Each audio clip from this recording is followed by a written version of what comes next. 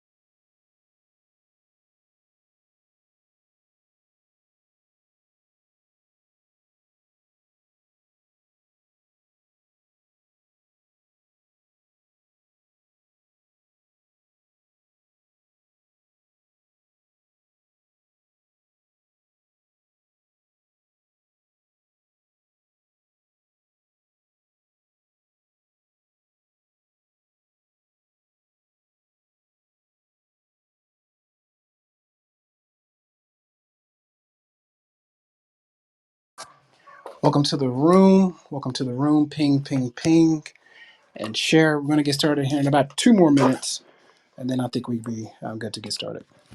The water.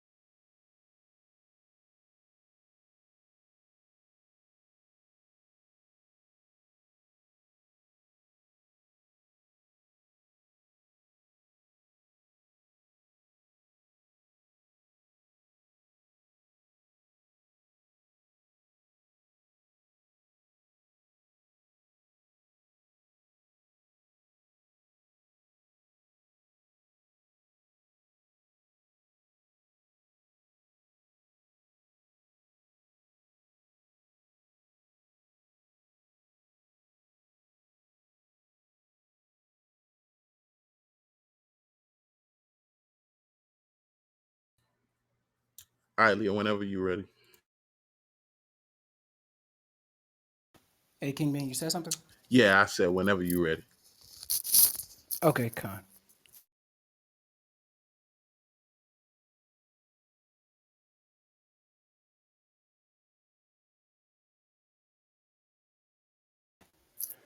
Okay, Shalom, Azrael.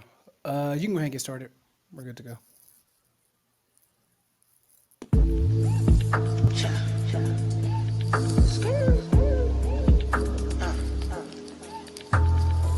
Better keep these laws, statutes, and commandments.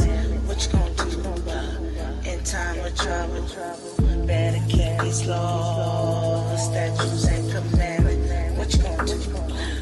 In time of trouble, what you gonna do? Yeah. What you gonna do?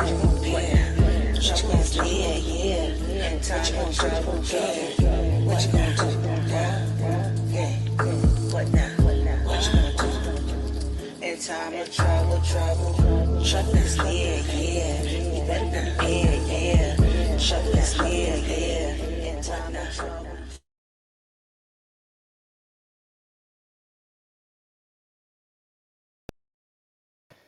Shalom, shalom. Welcome to the room. First, I want to give all praises to Yahweh Ba'Shem, Yahweh Shai. Excuse me. Shout out to the 12 tribes scattered abroad. Greetings and blessings. Welcome to tonight's lesson of Jacob's Trouble. This is a series we hold on Thy Kingdom Come. Fairly, I say regularly, just as the Spirit leads us to put out lessons. But we started with these lessons, and the first time we started, we did a broad overview of about Jacob's Trouble. What is it? What does the Bible say? Scriptures to bolster your faith and subdue your fear while preparing you in the natural per the commandments of the Lord. Typically, we cover 2 Ezra 16 and 40, Luke 22:36, and various other scriptures. We cover food, water, personal protection, power, things like that. We also covered hyperinflation, went into greater detail about that. We covered food storage, ways to utilize food banks and things like that. We've covered cyber attacks and EMPs, the difference. We've covered home security. We covered bug out bags. We covered that a few times. We also covered, some of, in the spirit, the wrong mindset to have as well as the right mindset to have. And for a while, we did segments on Jacob's Trouble regarding various movies and shows and various lessons that we extrapolated from those, short films and things of that nature. But tonight, this is episode 24 of Jacob's Trouble, building your bug out bag. There's emphasis on the your, and I'll explain why in a bit.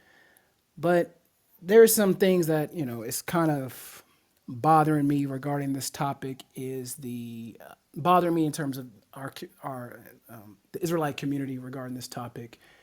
It's the lack of seriousness when it comes to this topic. We cover World War III, and people are interested. We cover, guns and things, and people get interested. But when it comes to this topic, for some reason, people are interested, but they don't take it seriously. And where we talk about bug out bags, we've covered this extensively. And still, people don't. There's a segment of our people that don't have a bug out bag put together, or even close to having one ready. It's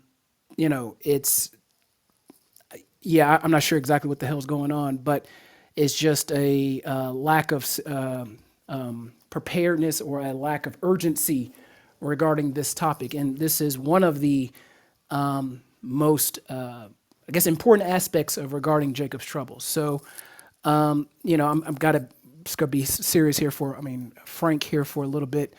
When it comes to, I guess my spirit was grieved about this topic because we've covered it. We've covered it plenty of times when we covered other topics.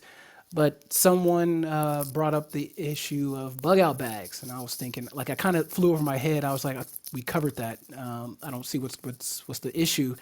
And then someone else mentioned it, and I'm like, what the hell's going on? Does not people have their bug out bags ready? And apparently not. So, I've got to be honest. When 911 stops working, when the power goes out, you're gonna wish you didn't spend all that time listening to all the smoke. Because when it comes to the smoke, everyone is front and center. They want to hear the drama. They want to hear brothers go back and forth with the scriptures, which is fine and dandy, if You've got your shit together, which is your bug out bag. That should be one of the priorities. I got to be honest with you.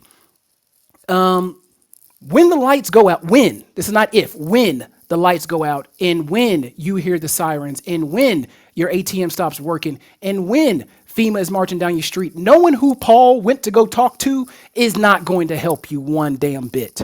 It's not. There will be no benefit in going through Paul's letters when FEMA's knocking down your damn door.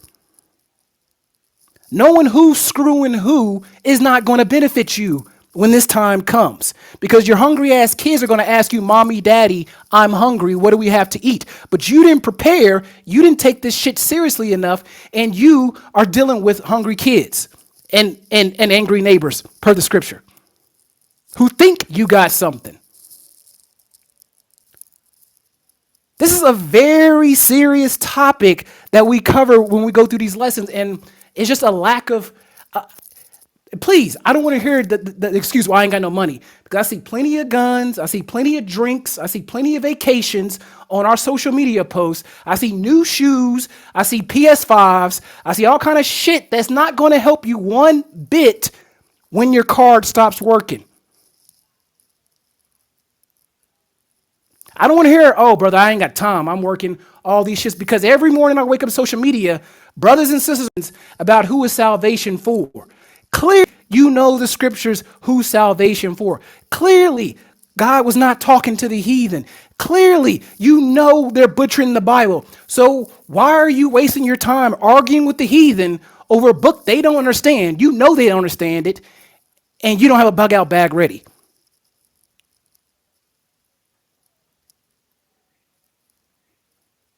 I mean, we got to wake up, because the excuses I'm hearing is, here's another one. I don't know how to put one together. Okay, that excuse applies if you just came into the truth like last week or yesterday, then you're new to all of this. But for the vast majority of us, that's not the issue. Even if you didn't know, what is a bug out bag? There's this thing, it's this website. It's called YouTube. So you go to YouTube. It's not the letter U. It's YOUTUBE.com. And when you go to it, there's a little box at the top that has a magnifying glass, like a little search. You type in bug out bag or whatever it is you want to learn, and there's videos up it. So that's not an excuse. So the only excuse I'm left to deduce is I don't want to do it. I'm too lazy to do it. And if that's the reason, then that is fine. Okay. But don't be talking about bug out bags if you know damn well you're not going to build one. You don't care about one. You don't want to even look at it. It makes no sense. Okay. So for some of those, for people who just, hey, I just got here. I have no clue what the hell's going on. What is a bug out bag? I honestly, I'm being honest. I just got here. Can you please help me out? I'm going to assume this is who I'm talking to. Everyone else, this should be a refresher. Assuming you care. I mean, if you just want to hear, Leo rant for a little bit, then fine. But I'm done now. We're going to go to it step by step. So what is a bug out bag and how to put one together comprehensively with videos and YouTube tutorials with full on FAQ. So there is no excuse why you don't have yours together when you have to leave your house in less than 10 minutes. Yours should already be in the corner or in a closet that you can grab and go and throw in your car or just walk out your house. That should be the case for you. For the most of us, it should be the case now. But I keep hearing these excuses of shit that just doesn't fly, of why you don't have yours together. The truth is you don't want to do it. That's the answer. You don't want to do it. And that's okay, because when this communication is done, when this internet dies, and it can't come soon enough, when it finally dies, you will have to live with the consequences of your choices. 90% of the information we know now will be useless coming this time. Your college degrees, unless it was in medical or engineering, something useful or something that is, Yeah, I think I can see how this could translate when the power goes out. Most of the stuff we learned will be useless, which is why we have to work harder to learn the stuff that we need to know that will become useful to whatever community the Lord brings us to. Wouldn't you want to know this? Like the Lord brings you to a body during Jacob's trouble and you have some skills that you took the time to learn to be useful versus you just sitting there eating food. You don't want to hunt. You don't know how to make a fire. You don't know how to purify water. You don't know how to do anything, but you just want to sit there and consume. And it's a damn shame that Edomites, when you type in bug out bags, when you type in food storage, when you type in water purification, when you type in first aid, all these videos are Edomites. People whose destruction is certain are preparing for the end. But Jake, no, we gotta laugh and joke, and I want smoke. That's what I want. I want some smoke. And I want to know where's LeBron playing. I want to know what KD's up to. Who gives a flying flip when this shit goes down? None of that is going to matter. I cannot emphasize that enough. The only thing you will have is your knowledge of the scriptures, your Bible, and whatever knowledge you have in your head or you accumulated offline before that time comes. And you can't say, oh, the Lord, the Lord's got me. The Lord prepares you for the test before the test. He prepares you for the storm before the storm.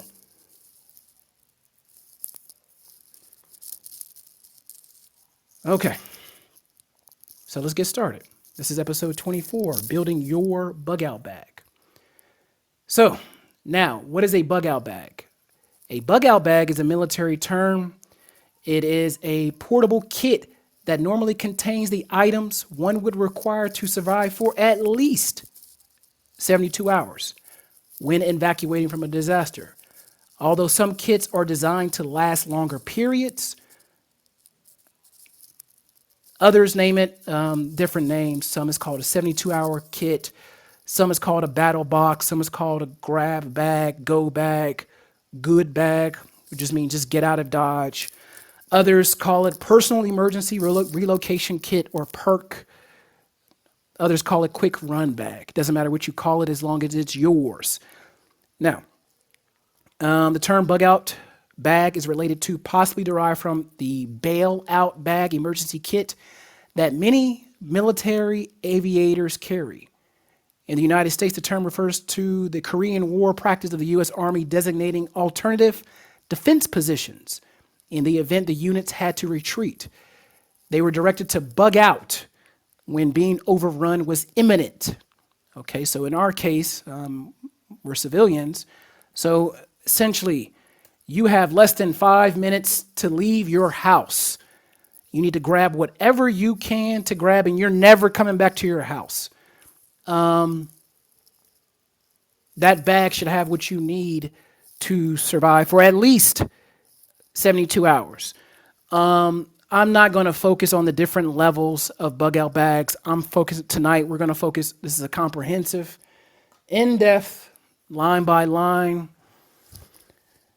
bug out item upon bug out item lesson of bug out bags.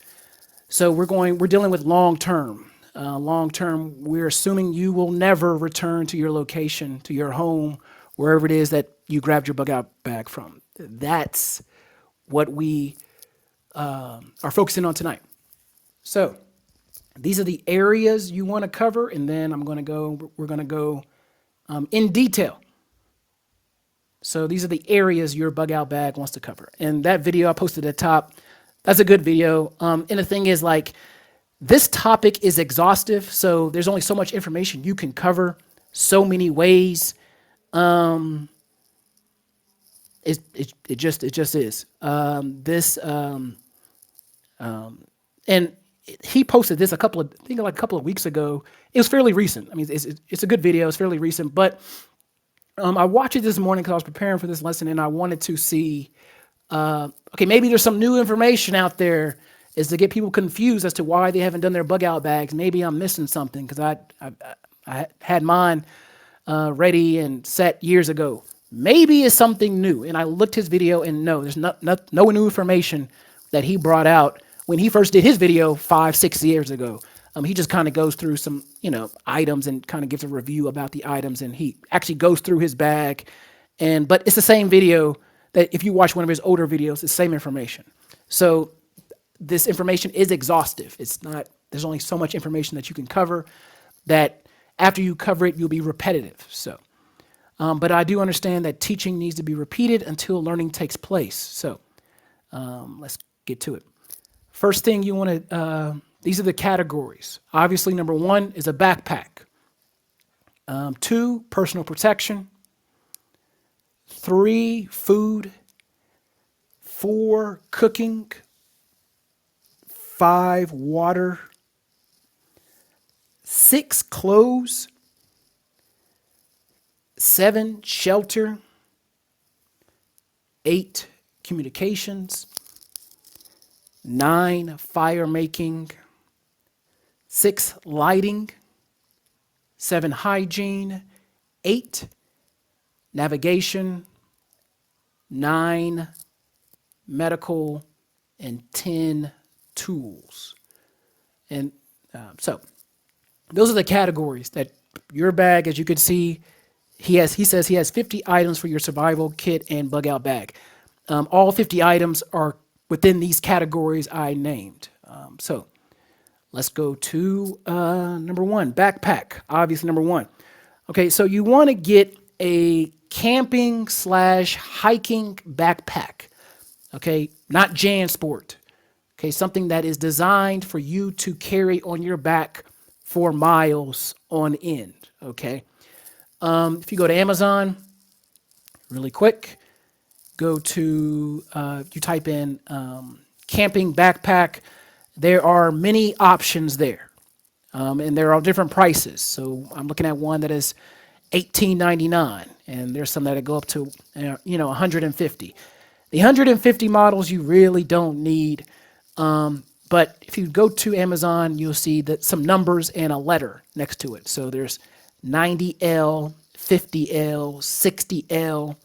You see those numbers. Okay, what those numbers are, that means liters. So 90 liters, 50 liters, 60 liters. Okay, that just means the size of the backpack, the amount of space it will hold. So 40 liters worth, 50 liters worth. Okay.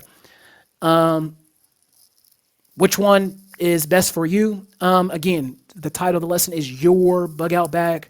So whatever you feel is adequate for you to bring in the information, or not the information, sorry, the supplies that you need to carry. Okay. So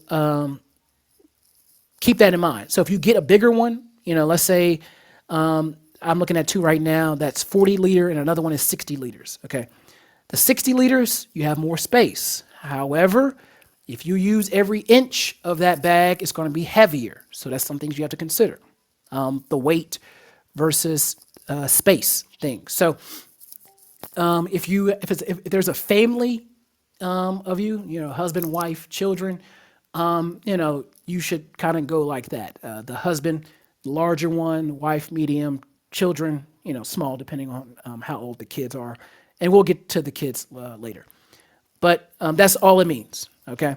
And like I said, they got some that are really expensive and some that are cheap. There's tons of reviews, so read the reviews and see, if you're looking at one, this is what you need. But don't get a JanSport or something like that. And the reason why those school backpacks, now if it's a child, it's fine unless they have kids camping or hiking backpacks. But the reason why you want a camping / hiking backpack is because the way it's built. So it's built to sit on your hips. So with a backpack, it's your shoulders or your traps are the one holding it up. And as you put more stuff in it, it gets heavier. So you're just putting more weight on your shoulders and your back can get strained. But the camping and hiking backpack will sit on your hips. So it's takes off a lot of load. Even though you put more stuff in there, yes, it's going to get heavier, but it's sitting on your hips. So that's why you want to go with a camping or hiking backpack. Okay, it's very simple. Not one is just as good as another. Again, this is your bug out bag, and the reason I'm emphasizing your, and I will continue to emphasize your, this is your personal responsibility. For those, if you living in a house with people who don't want to hear about this, they're not in the truth, they can care less. You could be, your brother's keeper and build one for them on the side and just leave it there. And when they need it, it'll be there. You could do that. It's not, I'll let you decide. That's your responsibility. But you probably should have some foresight in knowing that if you don't, I mean, this is assuming you're living with them, that if you don't, they're going to be asking for your stuff and things like that. So just to cut off that headache at the path is just have one ready for them and say, here you go. I knew you were going to need it. Here it is. And I'm sure I'm almost certain they're going to thank you. But for those you living outside your household, you don't have an obligation to make one for them. You can, but don't feel pressured to do so unless of course the Spirit is pressing you to make one for a certain family member or whatever. But this is your bug out bag. Personal protection. Now, with this, you have to consider if you got a rifle, an AR, shotgun, handgun, whatever, you're going to have to consider that as you have your bug out bag. So I know most people with these guns, you want to make sure that you get a strap, something comfortable. I don't know if you want to get a 1-point sling, 2-point sling, it doesn't matter.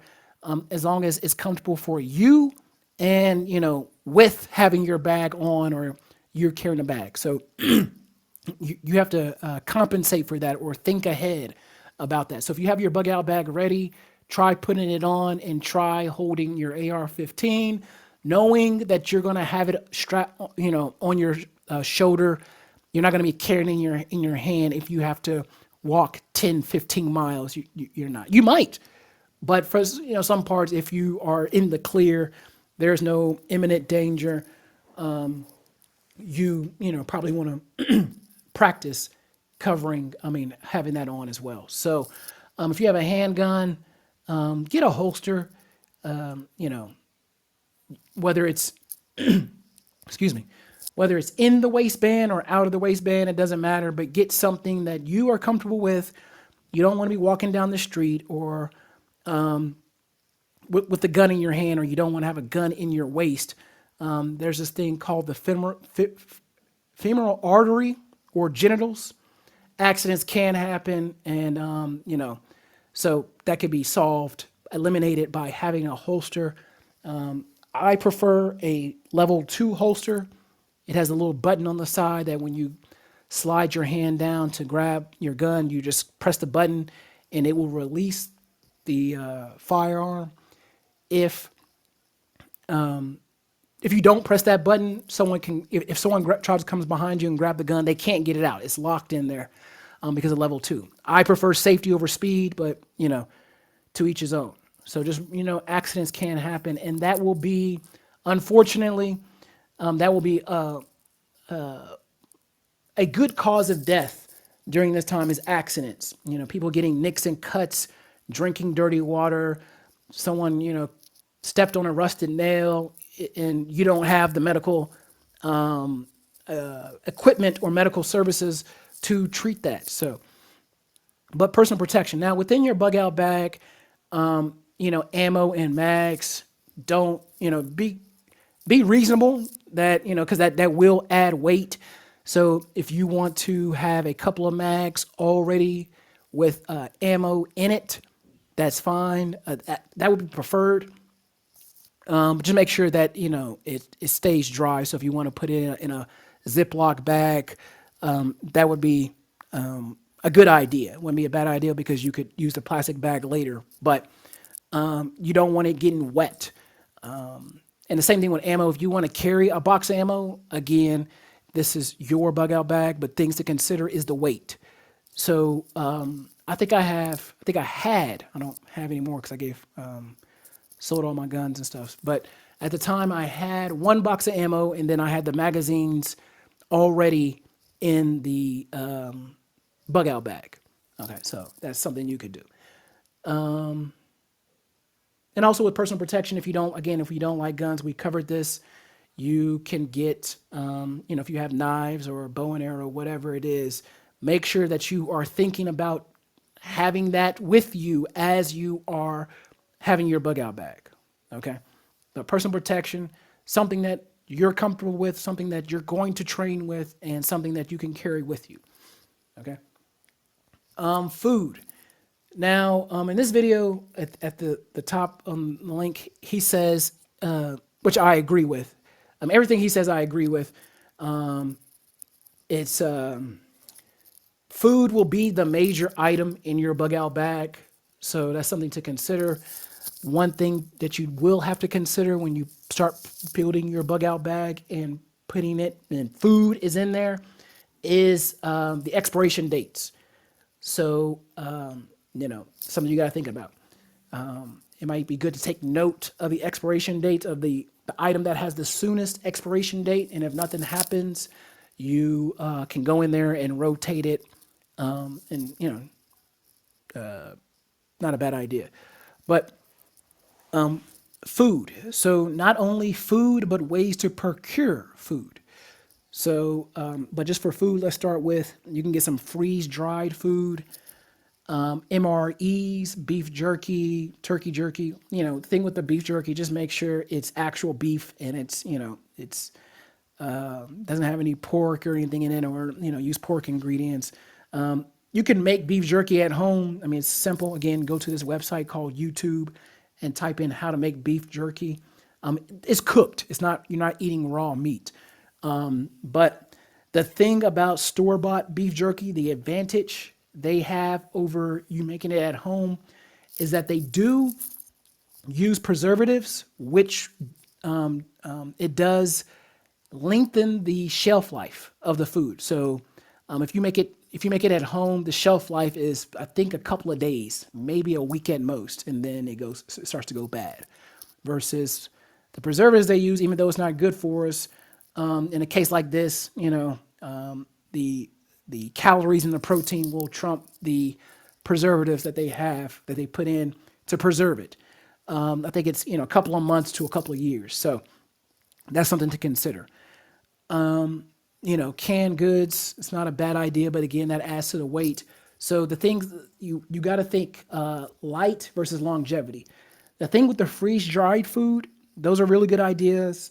They are very light, but one thing about that versus MREs is with freeze dried food, you have to have water, and then you have to cook it. So that's something to consider. Mountain House, I think, Mountain House, that's a popular brand among freeze dried foods. So just think about that. Now with the MREs, if you've never had them before, you might want to get acquainted. Again, you're looking for calories. We're not going to have the classic American 2,500 calories per day. That'll make us obese. We won't have that luxury when this goes down. So again, these things are meant to be high in calorie and sodium, but which will be good. Now, the thing about sodium, the trade-off with sodium is your body needs sodium. Sodium/electrolytes, your body needs that. So water is to your body, like gasoline to a car, and sodium/electrolytes is the oil. You can have all the water in the world, but if your body doesn't have sodium or electrolytes, it's going to shut down. So that's why some of these foods are high in sodium, but so you got to make sure that you have a decent amount of water next to you if you're going to eat some of these high some of these items that have high sodium. So just you gotta watch that, or something to be considerate of. So food, freeze dried food, MREs, beef jerky, protein powders, ramen noodles, protein bars, vitamins. You want to make sure you have some multivitamins in there, because even though, assuming you have all these foods in there that you can snack off of or eat, they're not really rich in vitamins and minerals. So having some multivitamins in there will be a lifesaver. So don't forget that. Okay. And with the food, ways to cook it. So again, the assumption is the power is out, things like that. Now, if you are bugging in, it's the difference between bugging in and bugging out. Bugging out is you have your backpack and you are leaving your house. You are never coming back. Bugging in is probably where the majority of people will be in the beginning stages. You're sheltering in place for an X amount of days or weeks or months. Okay. So if you're bugging in, then we covered that when we covered food storage. Have the camping stoves. Just go to Amazon, type in camping stoves, butane or propane. They burn. Now, propane, I'm not sure. I can't think off the top of my head. But when you're cooking if you're cooking in your house, you want to make sure it's ventilated, but you are not letting the neighborhood know that you got food and you're cooking it. First couple of days of bugging in, sheltering in place, yes, everyone's going to be cooking out, barbecuing and all that. They're going to try to get rid of the food. But after day 4, 5, 7, 10, if people are still cooking, then it's going to be a signal. So to the rest of the neighborhood. So you gotta, be aware of that. But again, so we're assuming you're bugging out. Ways to cook. So on Amazon they have this thing called a firebox. People call it firebox or a tinder box, something like that. Firebox stove. Okay. Firebox stove. You go to Amazon and yes, so there's a million models here. That get the cheapest one. I mean, these things. I know the saying, buy cheap, buy twice, but I think all of these are going to break. I don't think any of these are really meant for long-term use. And even if you do get there, there's no 1-800 number to call during the apocalypse, so the company's not going to care. But when I say the cheapest, there's one. I don't know if you can post to from Amazon. Let me see if I can type this in real quick, because this is a good one that has some good reviews. One second. Yeah, this one has some really good reviews.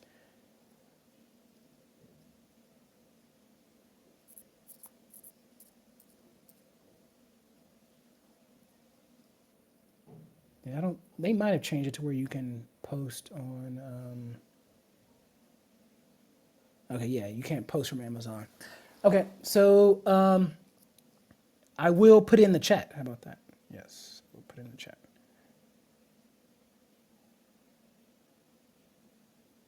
All right, there you go.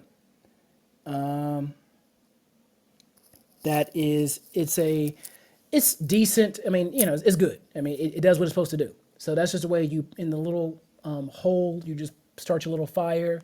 And again, or you can go to YouTube. That website I told everyone about is type in Firebox stove, and you will see tons of examples. Different models. They're actually testing it out. I highly recommend that one. It's light, it's foldable, doesn't take up a lot of space, but that's one of the ways when I say how you're going to cook it, that will be it. Okay? And with that firebox thing, you want to go to Amazon and type in, I'll put this in the chat too, camping pots and pans. Plenty of models out there. Just type that in. Those are portable. Those are meant for camping, but they can easily go to your bug out bag. Okay. So,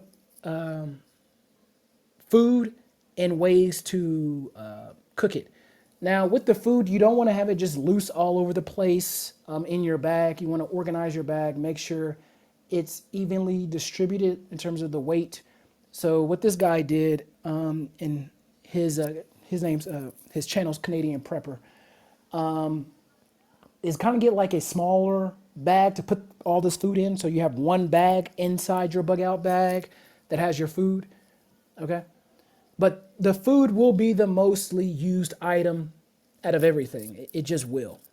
So, sometimes people are going to be eating because they're hungry. Other times people are going to be eating because they're bored. Sometimes there won't be anything to do. It'll be just you just sitting there and just waiting until the Most High tells you to move, or something like that. So, but don't eat all your food just because you're bored. You got to learn some self-control, which is why you should be practicing fasting now.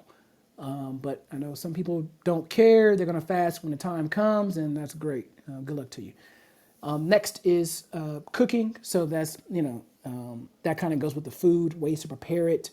But with the food also, you want to make sure you have ways to procure food.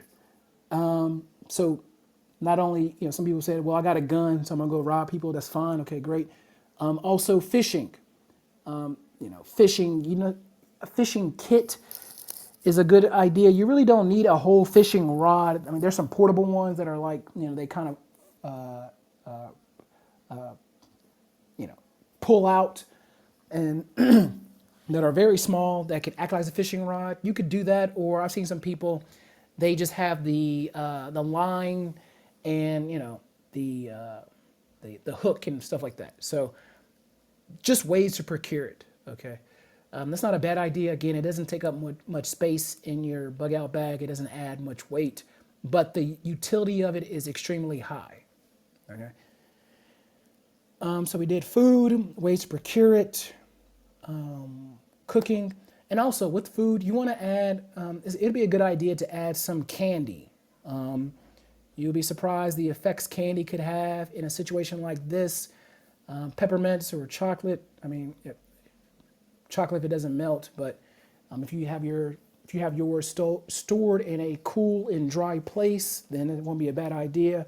But the peppermints are simple, light, can go in your bag. Next, water. So ways to filter / purify water. Okay, those are the things you're looking at. You have the Life straws. Those have been shared ad nauseum.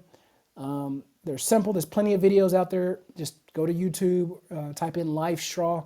You see videos, and there's reviews on how to use it and things like that. So that's one way to purify. One way to filter is the coffee filters. Those are very simple ways to, you could use those. Put some of those in your bag, a decent amount of those in your bag, because the coffee filter by itself has a lot of different uses. It can be used to start a fire, things like that. So, add those to the bag. Those would be a good way to filter a lot of the larger sediments from water that you are filtering. So the thing is, you want to filter first and then purify. Okay, purifying, many ways you can do that. So you can add some iodine tablets. Again, in this guy's video, he goes over that as well. He covers everything. So he goes from his bag from top to bottom. You don't have to build yours exactly like his, but a lot of the things that he does have, anyone would use, or anyone will find it useful to use. Okay, so just watch that video if you need a visual after everything that we've covered tonight. But the iodine tablets are very good. Okay. Ways to purify it. Another way to purify it, of course, is boiling it. That's after you filter it. A water key excuse me, water key. I think that's what it's called. Water key. Yes. Water key tool. So just go to Amazon, type in water key. These are legal to buy. Don't worry about it. Get the one that has the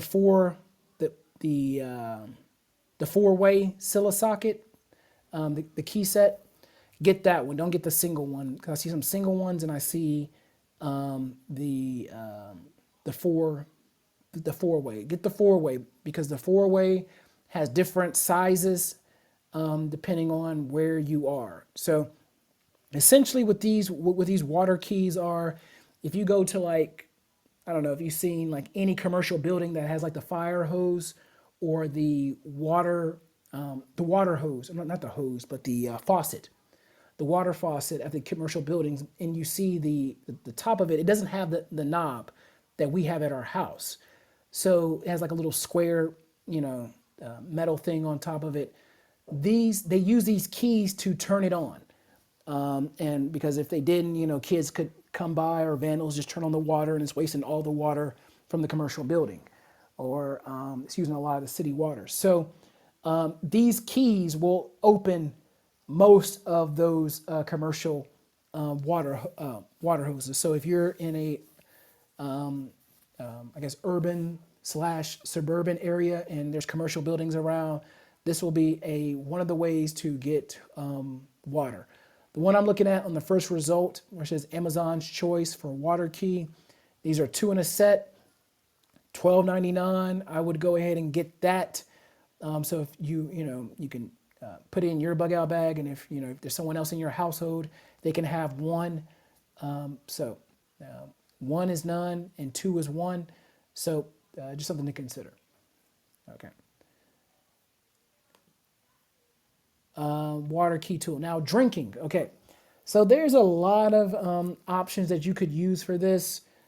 He has one. It's like I forgot what it's called. It's like, it has like the hose that you put in your mouth, and you have the water bag. So you can get one of those. They're deflatable, and when you're getting some water, after you filter it and purify it, I have to keep saying that because you don't want to get desperate and get waterborne diseases because the water treatment plant is not turned on. And even though you may say, well, they use a lot of chlorine and they use a lot of fluoride, that is true. However, our bodies are used to it, unfortunately.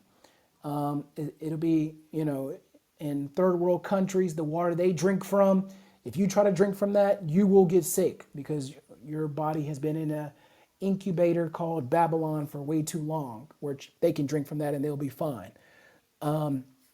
So I have to keep saying that. Filter and then purify. But to drink, just type in, let me type in water bag for hiking. There we go. Water bag for hiking. You type that in, or hydration bladder. That's what it's called. Hydration bladder. You can fill that up. You can put it in your bag as you're walking, and you can drink from it. I see one here for $14.99. Okay. Hell of a lot cheaper than some J's, but that's a different topic for a different day. Now, you add that to your bag. There you go. You have your water filtration covered because you had your coffee filters. You have your water purification because you boiled it, because you got your firebox. And you have your iodine tablets or water purification tablets. Again, there's plenty of videos on how to use them. Just go to YouTube and, learn how to use them. But that's what it's called, hydration bladders. I see another one for $9.99 and, over 1,000 reviews. So there's no excuse for you not to have one if you think you need one for your bag. If you don't, you want to carry a canteen, that is fine. However, I had a canteen and I definitely got rid of it. I filled it up with water and I put it in my bag, and it adds an enormous amount of weight to the bag. So, those things are mostly used for you're getting water on the go and you're drinking it on, you're going to drink that fairly soon. So that's something to consider. You can get a canteen if you want. Again, if it's 2 of you in a household, one can have the hydration bladder, the other one can have the canteen. It'll be a good idea to mix and match. Okay. Where are we? Okay, so water. Next, clothes. Okay, so with clothes, you want to have clean clothes, clean socks, clean underwear, clean shirts, things like that. Now, jeans and pants, I really wouldn't think about that too much. You might, if anything, you need to have the items to fix, or if there's a hole or something tears, you need to have that, a sewing kit or duct tape to patch that up. You can put an extra pair of jeans in your bag, or pants or whatever. That's fine. But skivvy roll. So this is an item. This is a way that the military used to pack. This is also a good idea if you're traveling or whatever. This is a great idea. It's called a skivvy roll. So within your skivvy roll, you have your t-shirt, your underwear, and socks. So, and it makes just like a little roll like this. I made a couple of these, like two. My wife made like two, and they are, you put them in the bag. So when, you would be surprised what dry socks will do to a morale, and clean underwear, if you get an opportunity to change, will do in a situation like this. So I don't know how to make a skivvy roll, blah, blah, blah. Okay, here's a video. No excuses. This video is less than a minute long, so it's even less excuses as I don't have time. Okay? There's no more excuses at this point. So again, the size of your bug out bag, you could fit two in them, and you got two pairs of socks, two pairs of underwear, two pairs of shirts. Okay, and even with mine, I added, when I get to hygiene, we'll discuss that. But just to see how much and how much I can put in there, I think I put there's like a bar of soap in there as well. So, and a little washcloth. So you can add some more stuff in there, and you'll be good to go. But just the basic that just shows you how to do it, you can add that to your bug out bag, your clothes. So you don't have to worry about folding and things like that. And the skivvy roll is portable. It's fairly light if you just stick to the basic that's in the video. But if you want to get creative and add more stuff, you can do that as well. Okay. So that covers clothes. And with clothes, shoes. You want to make sure you get some decent pairs of shoes. I'm not talking Jordans. I'm not talking about Air Force Ones. I'm not talking about All Stars. I'm not talking about, damn sure ain't talking about Crocs. Something that you're going to be wearing as you're walking for a very long time. Those shoes are not made, all the shoes I named are not really made for long-term hiking, trekking, walking long-term at a time. They're not designed for that.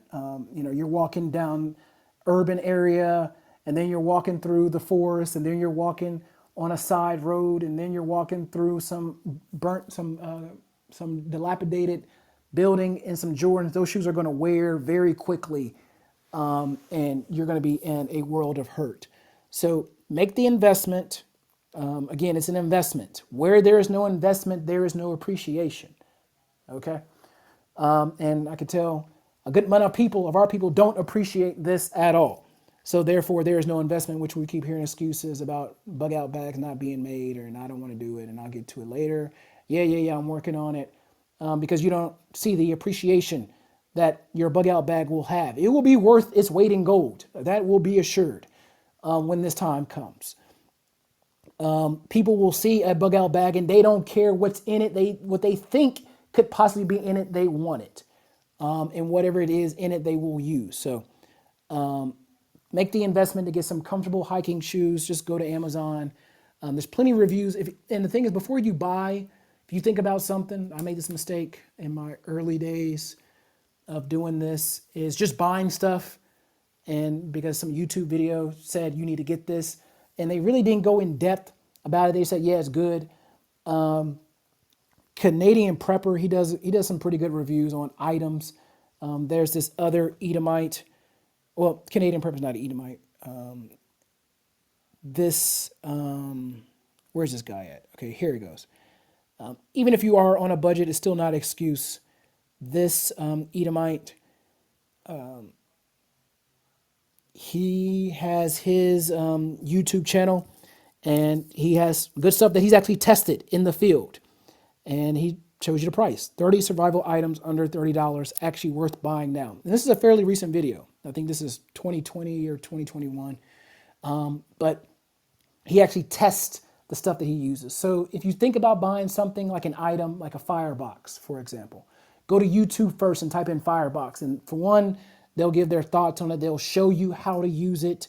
So, you have the knowledge of how to use it versus you just buying a bunch of stuff and throwing it in your closet and saying, yeah, Leo can shut up now. I bought all this shit and it's in my closet and I don't have a clue how to use it, nor is it organized in a manageable way, but I bought it. That's, you must want to just spend your money on a movie or something. But this, the reviews from YouTube will tell you, which items work and which ones don't and things like that. The reviews on Amazon are okay. I mean, they're not bad. I use that as a guide too, but YouTube more so because you actually see them using it and you can see, okay, yeah. And if it's bad, they'll tell you, hey, so-and-so, this company sent this to me and I don't like this. And, they're fairly honest, or they'll, they won't show the video. So very few preppers are paid to play. If it's the stuff they use or the stuff they promote, they actually use it and you can see them using it. So this Edomite, he has a very good channel. He'll show you. So this video I watched today, again, there's nothing new in the realm of bug out bags or survival equipment. It's just, him getting reviews of some cheap, fairly good items. Cheap, but good, okay? So, with the clothes. Now, with the shelter, tarp. Now, when I think tarp, you got to keep this in mind that the purpose of the tarp is to make a shelter. So you're not in a building, you're not in a home, you're not in something that has a roof. You're outside in the woods, or you're outside, period, and you have to make a shelter. I mean, the homeless people, you see them, they're makeshift shelters all the time. Now, a tarp is a good idea. You can get a waterproof or, nylon one that, is good. You can get the thicker ones, but again, if you get it thicker and bigger, it's going to add more weight, okay? So that's just things to consider as you're putting all this together. And you're going to know as you're starting to put it together, do I really need this? And you have to be honest with yourself. The answer is no, some of the stuff. But everything here I'm covering is stuff that you will need, or, that you should think about putting in your bug out bag. Okay. So for shelter, tarp, waterproof seal. I mean, it can be like the thick ones, the thick tarps, or something, that's recommended. In the other video I posted with Canadian Prepper, he goes over his shelter and, what he recommends. Again, it's just a good idea, but it's all the same. So, and with that shelter, tools to secure the shelter. So if you're using a tarp, you want to use, have some rope, power, I can't remember the name. I think it's power cord. The power cord to secure. If you're tying it to something, have that ready. Now, let me pull this video real quick. This is a very good video on how to use the tarps. So this Edomite has really good videos. I watched it. He uses a tarp and he shows you various ways on how to make various shelters depending on the wind direction and, temperature, things like that. It's easy. It's not hard. Some things are hard. I'm like, I ain't doing that. But again, he has 15 different shelters. So you can choose the one that is most suitable for you. Okay. But with that, when you're making your shelter, you want to consider ground sheet. Okay, so ground sheet is basically something that is as a barrier, that acts as a barrier between you and the ground. Hence, ground sheet. If you're laying directly on the ground, for one, it's going to be uncomfortable, and two, the ground is going to suck out your body heat. The second law of thermodynamics, if you place something cold next to something hot, the cold will absorb the hot until the temperatures are balanced. However, in this situation, the ground is much larger than your body, so it's going to keep sucking all the heat. And it will never have a balance. You will get hypothermia and get cold before, anything else. So you want to have that barrier between you and the ground. Okay? So it's very simple. That could be part of the tarp. In his tarp, he shows you how to fold it under. So you make a ground sheet. Canadian Prepper, in his video, he has like a sleeping bag, a mini one. You could have that as well. And if you look at if you're talking about storage, the backpacks that I talked about, if you type in a camping backpack, some of the ones at the bottom has like straps to where you can put in your sleeping bag or things like that. Okay. So shelter and, tools to make shelters. I mean, but when we get to tools, we'll cover that. Now, with the shelter, this comes with some knowledge. This is not just something that you can buy. Well, everything here I'm talking about comes with some knowledge. You're going to have some knowledge on how to put something together or cook something or, use something. So with the shelter, do you have the knowledge to make use of it and keep warm and block the wind? This video has it right here. It shows you how to do it. It's like a 20-minute video. He has 15 different ways. You don't need all 15. Pick one or two, and that should be more than enough to, for protection, for it to do its purpose. So you don't have to feel you're overwhelmed. I think there was one or two that he made that I liked that was fairly simple, and those are the ones that I, remembered or, learned. Next, we have communication, comms, okay? Walkie-talkies. Now, let me explain walkie-talkies. If you go to Amazon and you type in walkie-talkies, you're going to see 20-mile radius, 30-mile radius, 50-mile radius. Okay, we got to explain how that works. So, don't just buy the 50-mile radius and think you can talk to your cousin 50 miles away in the next city. No, that's not how it works. Those numbers, when it says the mile in the radius, that's line of sight.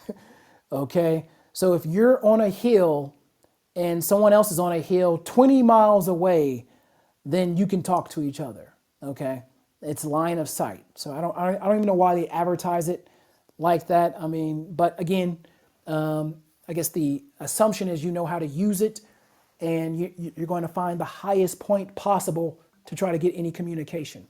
Okay, so that's what those numbers mean. Midland, Midland has very good ones, but again, it doesn't. As long as it's something that you're comfortable with, don't buy too cheap. Like some of these like the walkie-talkies that your kids have with Buzz Lightyear or whatever, or Spider-Man. That ain't gonna cut it. You want to get something mid-tier and higher than that. So Midland are good models to use. Baofeng, they're good, but the thing with Baofeng, those are those act also as a ham radio or long range radio. And if you look at the Midland, if you look at the Baofeng is Baofeng, Baofeng. If you look at those, the Baofeng is a lot more buttons on there, and you're going to have to learn how to use all those.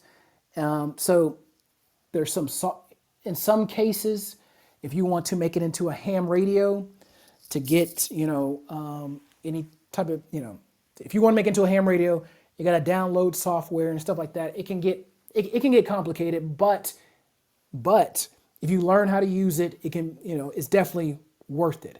However, be honest with yourself. Are you going to invest the time in it? Should you? Yeah. Are you? No. Then just get a Midland. Okay. That's it. Simple. Okay. Monoculars, something that, you can use to see great distance without, having to stick your head out or, walk a certain amount of ways so you can get a decent sight. One is just as good as another. Hand crank radios. I said hand crank because you don't have to worry about batteries or things like that, charging it. Some of them have solar. Again, if you go to Amazon really quick and type in hand crank radios, they are fairly affordable. Hand crank radios. Yes, I'm looking at one that is $17.99. That's the one that I had. I gave it away, but it is a good model. It works. You crank it. It gives you. It acts as a charger. So again, if your kids are bored, give them something to do. Tell them to crank this radio to charge it up. But these are very affordable models. One is just as good as the next one. Okay, the more expensive, the bigger they get. So again, you have to make that ratio of power versus utility versus weight, things like that. Okay.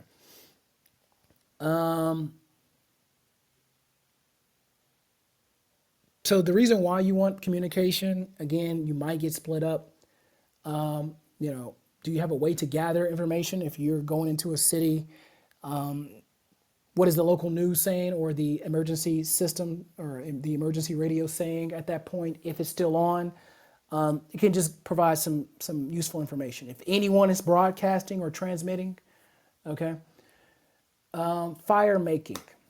Now, fire making, that goes with the food, how to cook it. With that comes the knowledge.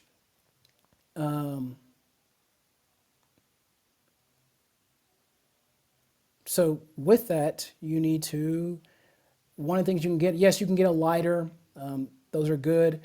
You can also get some fireproof matches. Those are good. Those are not expensive. I have some of those. But one thing you do want to get is a magnesium rod / flint fire starter. There's a video right here that shows you how to use it. Less than 3 minutes, 3 minutes. Okay. It shows you how to use it. It's easy. You put it in your bag.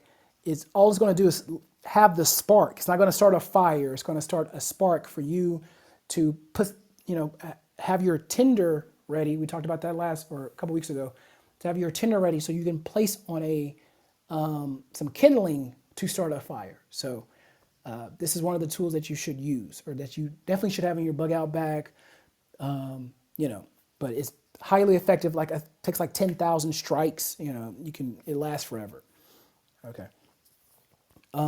Lighting, the next category. Lighting. We have flashlight, headlamp, solar bank. Solar bank, the hand crank radio, that also acts as a flashlight.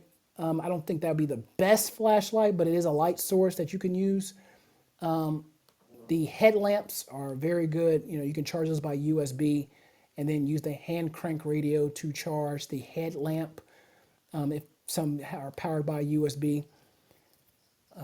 But lighting is also something that you want to have in your bug out bag. Okay. Flashlight, something light and, something light, small. You don't want to have a big flashlight or, anything like that. Now with the light, this will go with the, so with the lighting, you want to make sure you have emergency candles. There are some candles that you should have this in your house just in case the power goes out so you can use them anyway. But the emergency candles, these are candles that burn for 9 hours or so. I mean, they're very, they're thick and, they last a while. You can have a couple of those in your bug out bag and then have some of those in your house. So you don't have to go to your bug out bag when the power goes out. Okay. So those are your lighting, your flashlights, your headlamps, solar banks. Okay. Next is your hygiene. Hygiene. You can get your, there's some things called a pocket shower. You can use that more for your storing water. You can use that for storing water. You necessarily don't have to use it for a shower, but hygiene is being important. Again, we're not going to have the luxury of taking 2 to 3 showers a day with hot water running for 5, 10, 15, 20, 30, 40 minutes thinking about our thoughts. That's not gonna, that luxury will be gone. So something to clean yourself quickly, efficiently, and keep it moving. So a pocket shower, that's more for if you have more time, like at a camping spot. But in your bug out bag, you want to make sure you have bars of soap, wet wipes, pads for the ladies, feminine pads. And here's the thing, whether you're a man or a woman, for the most part, most items for a man and a woman will be the same. Everything I hear, everything I covered so far, a woman, if a woman was building her bug out bag, she would have everything I listed so far. But pads, feminine pads, that is something that you want to have in there. However, if you run out because you've used all your pads, there is here's a video here. I didn't look at it, but I just typed this in, and there are lots of women showing you how to make reusable menstrual pads. Now, I'm sure, hopefully, in this video, or if not this one, another video you sisters decide to look at, they go into how to clean it.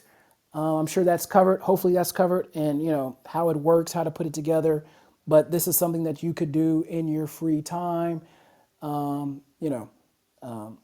Put this together. Put a couple of these together.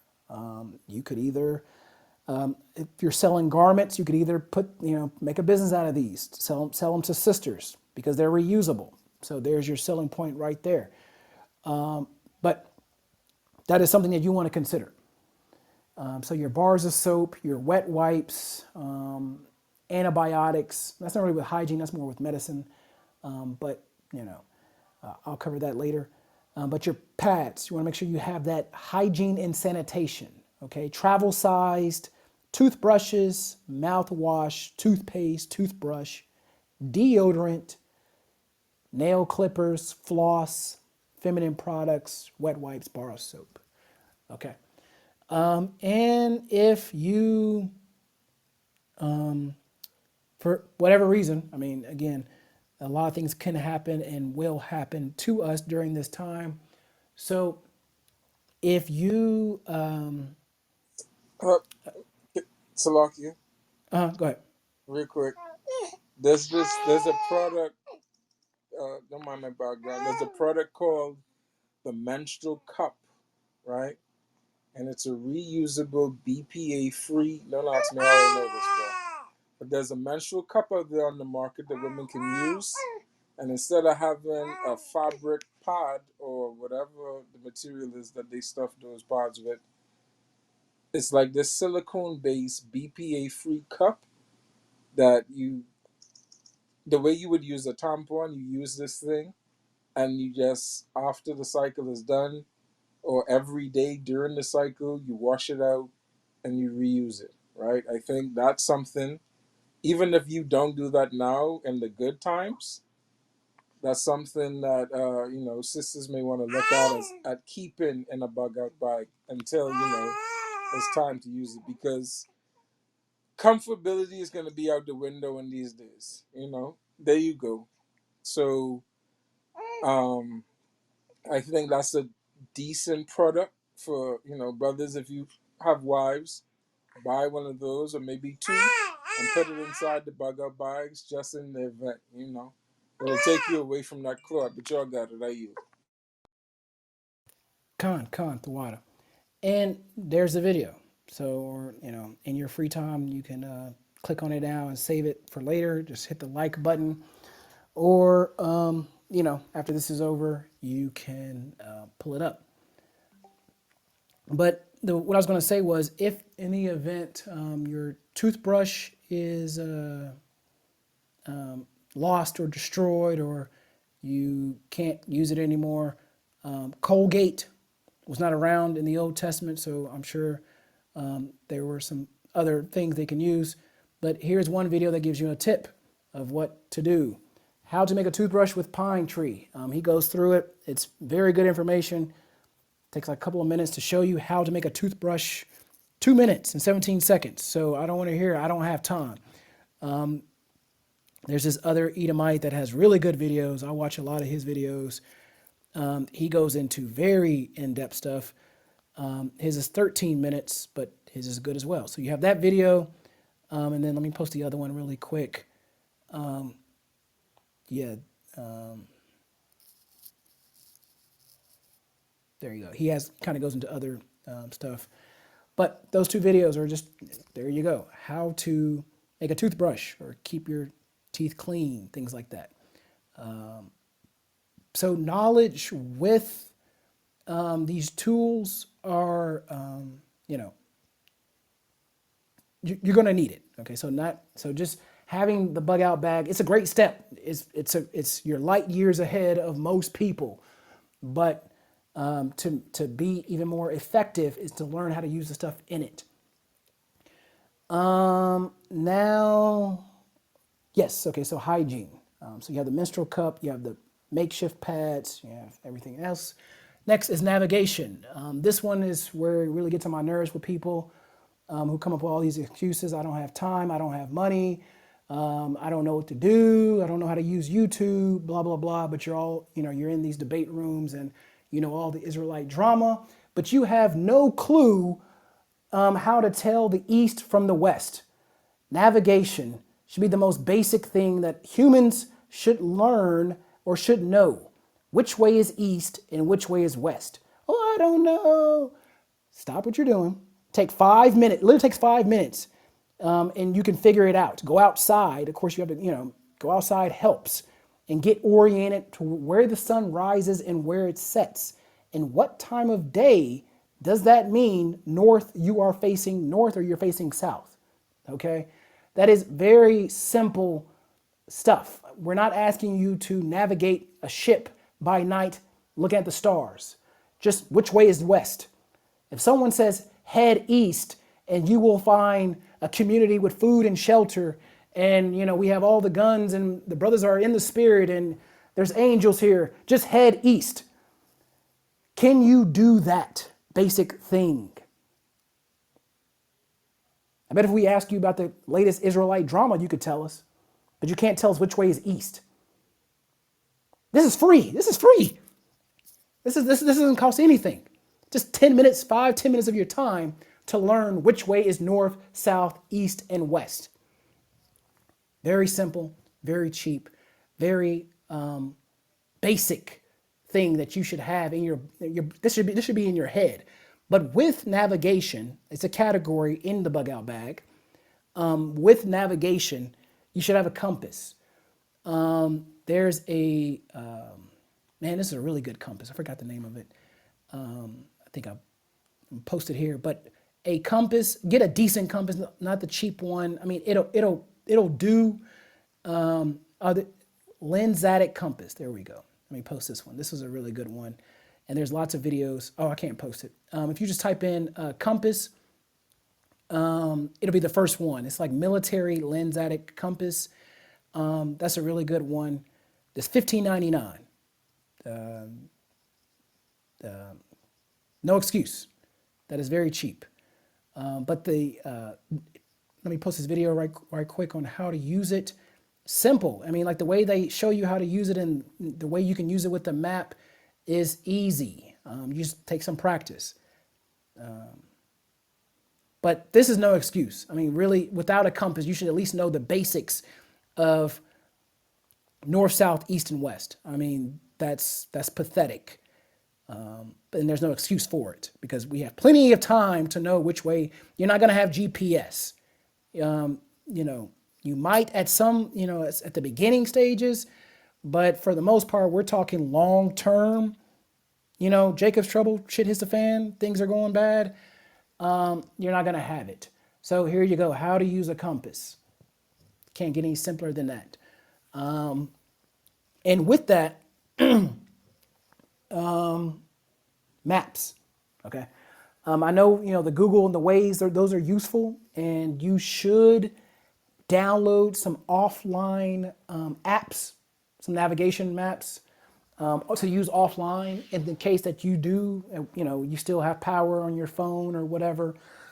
It's a great idea. I mean, if you have it, if we have technology, use it. I'm not saying don't use it, but I'm saying in the absence of technology, what are you going to do? Okay, that is an important question. If I don't have Waze or Google Maps, how will I find? And someone gives me a map. Here's a map. There you go. And it has a bunch of squiggly lines, and I have no clue what the hell these lines mean. But they have an X right there to where the brothers and sisters are. How do I get there? Let me just type this really quick. How to read a map. What does those lines mean? Well, let me type in how to read a map for beginners.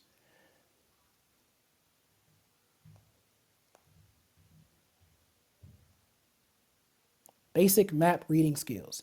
And again, one video, and they're just as good as another. So it's not, if you watch one, you don't like he or she didn't make much sense. Click on another one, and then they always explain a little bit more or something different that the other person didn't explain, and then click on another video. And after you watch 2 or 3 videos, then you're like, oh, okay. Oh, but let me. This is the one. This is the map I'm talking about. A topography map, the one with the lines. There's no there's no streets. This is a very good video. This is the one I watched. It's helpful, and it shows you how to use it with the compass. Okay. So that's the map I'm talking about. If you see it in the thumbnail, you should have that in your bag. Again, put it in your bag if you're going to at least look at it and at least try to learn where you are and try to learn how to use it. And if you're going to at least, if you can look at it and say, I know what these lines mean, then you're well on your way. And of course, we're assuming you know which way is north, south, east, and west. But compass, map, offline apps, things like that. All 3 of these are easy, light, and there's no excuse why you shouldn't have them. Sticky notes. Now, why would you have sticky notes? Just in case you get lost and you're trying to make sure that you're not going in circles, assuming you're not walking through a city or whatever. You put sticky notes on a tree, and you would know that those are yours. Okay. It doesn't have to be sticky notes, but just something to mark your path that where you've been. So if you are going in circles, you'll know it fairly quickly. Okay. Now with the offline maps, you can save them to your phone. They don't take up much space. Some of them you have to update every now and again. Another offline, well, it's not offline, I can't remember, but just type in, I think if you go to the App Store, it's called Camping Sites.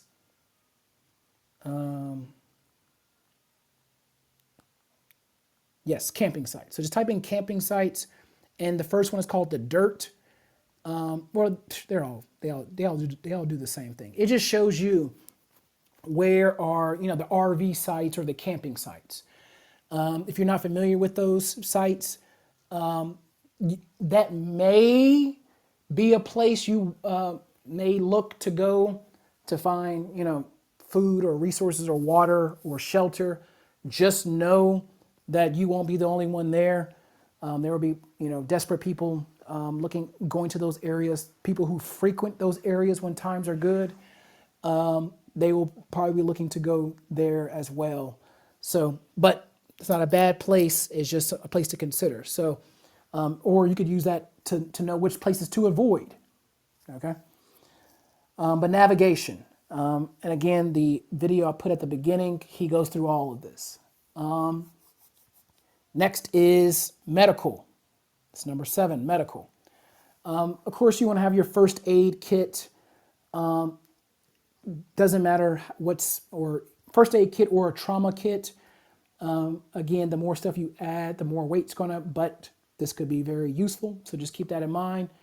Band-aids, make sure it has all the basics, band-aids, things like that, alcohol pads, gauze pads, things like that. If it doesn't, you want to add the stuff that is needed to this. Okay.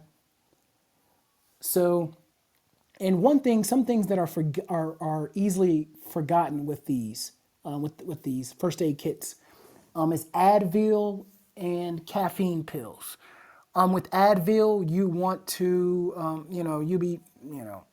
for me, if I go to bed with a headache and I don't take anything, or treat it or drink some tea or whatever, I'm going to wake up with a headache. And this is not the time that you want to be dealing with, constant headaches.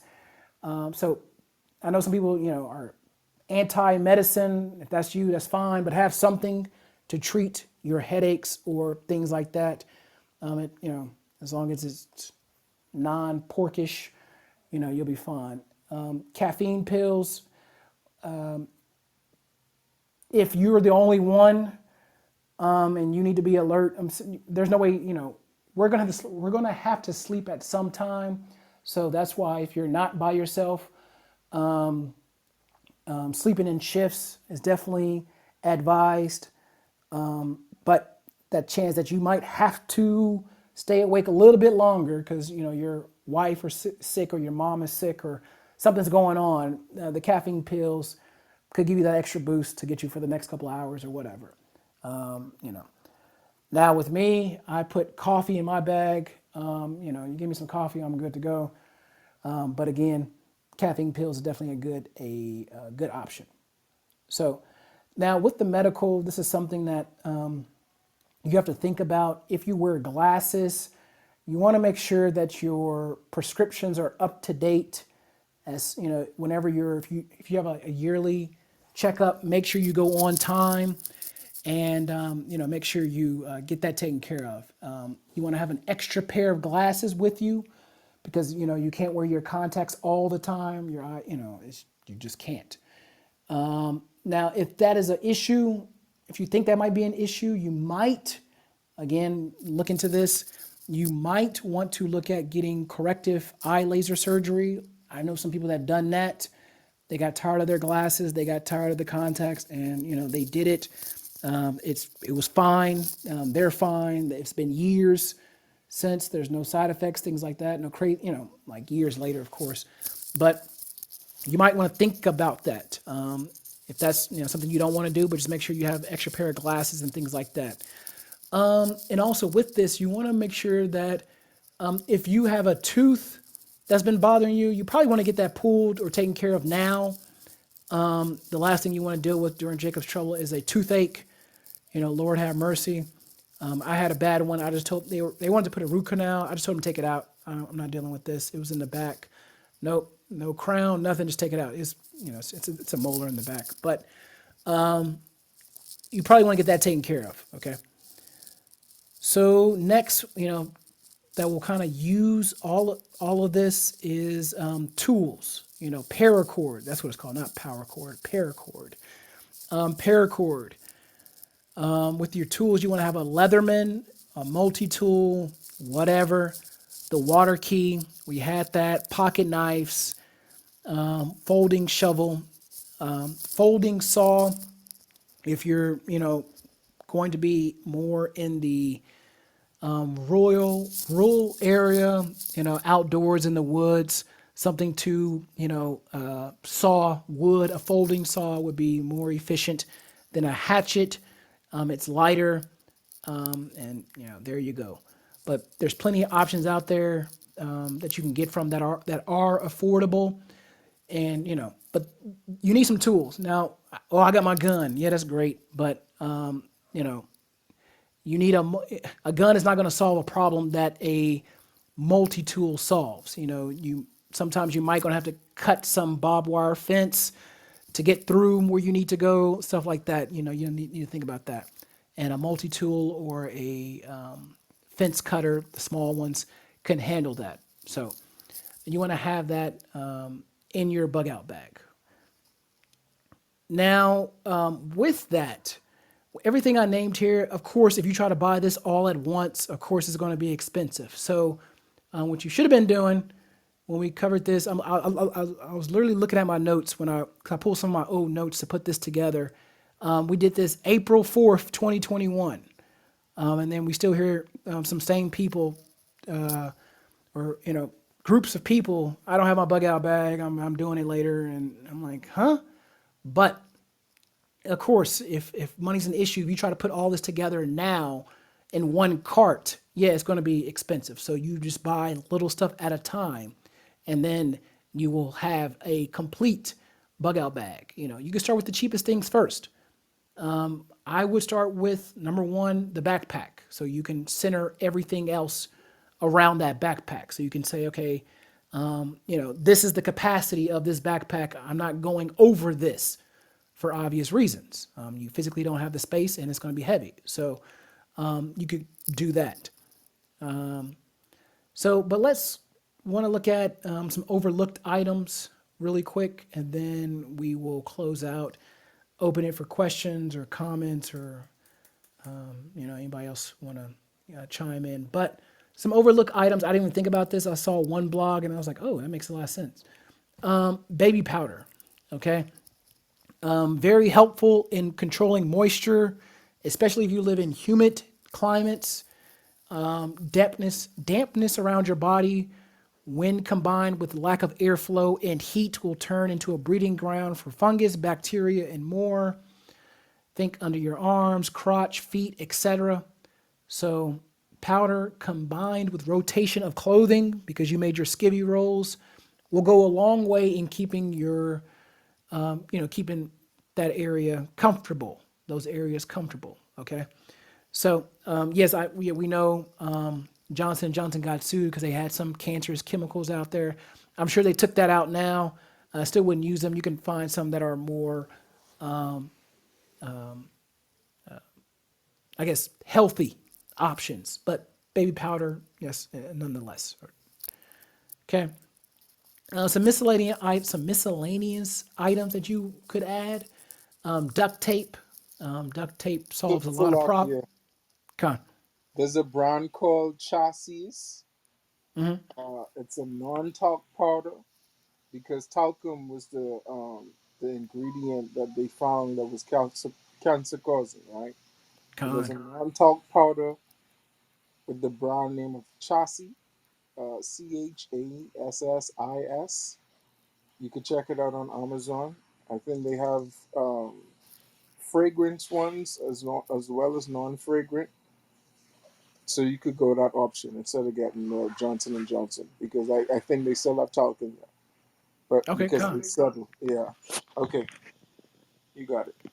Come on, the water. So talcum is the ingredient you want to avoid when putting this to your in your bag. Duct tape. Duct tape is a very it's a miscellaneous item that kind of goes under the radar, but it will solve a lot of problems in terms of fixing stuff, patching stuff, securing stuff. So you could put a roll in there and, not that heavy, and, it will definitely be used when we're talking long term. So this is what we're talking about long term, the 72 hours, all that stuff. We're not talking about that. We're talking about long term. Because if you have a long term one, it can handle anything short term. Ziploc bags for storage and gathering, whether it's food and berries, whether it's water. Ziploc bags are definitely going to be a useful item. Next, aluminum foil. Now, the reason I say aluminum foil, give me 1 second.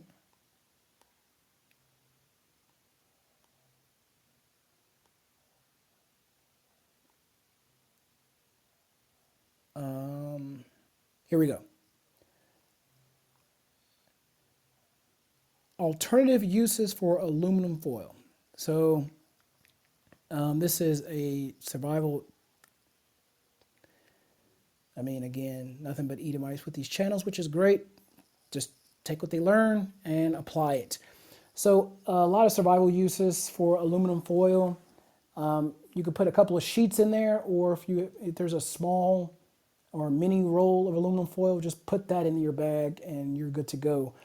But lots of alternative uses and helpful uses for aluminum foil, whether it's cleaning, signaling, lots of them. He goes in there in this video to discuss all those. We're not going to cover it here, but this is, aluminum foil will be more helpful than your PS5 when this time comes, I assure you. Next, I covered this, but it's worth mentioning again, is chocolate, candies, things like that, something small that will greatly benefit in the time, in this time. So small, lightweight. I would get the peppermint ones. I mean, if you don't like peppermint, get what you like, of course. Again, the title is building your bug out bag. So don't get peppermint because I told you to get peppermint and you don't like peppermint. The reason I say peppermint is because lasts forever. So, damn near. And, small, shareable, things like that.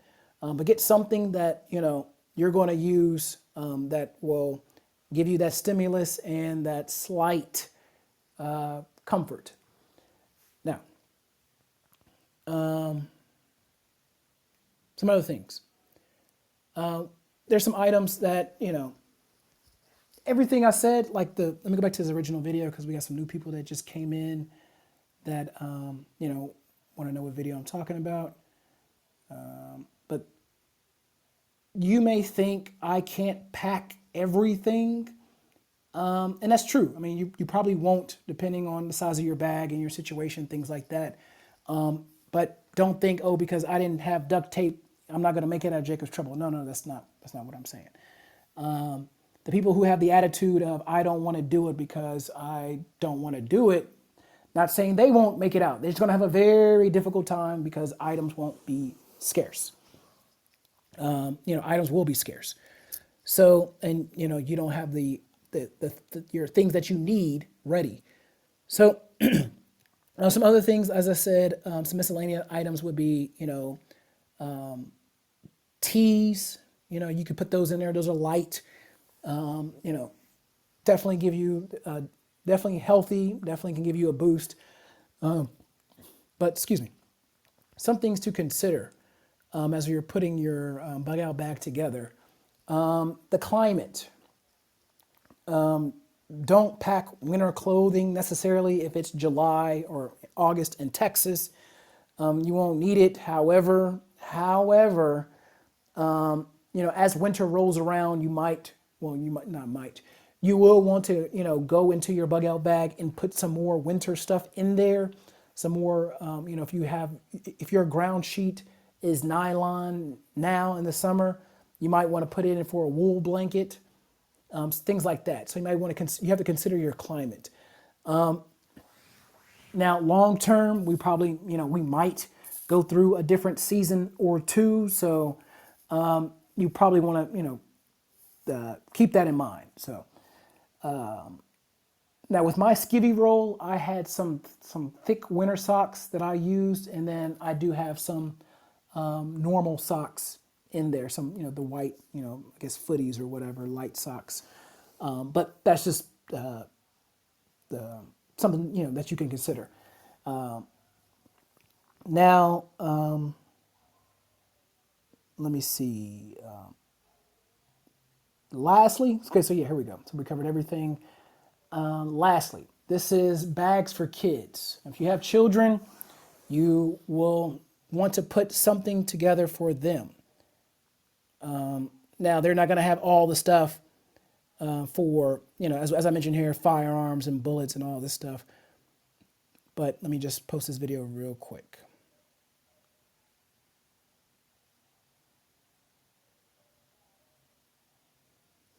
This is bug out bag for kids. What do you know? YouTube has everything.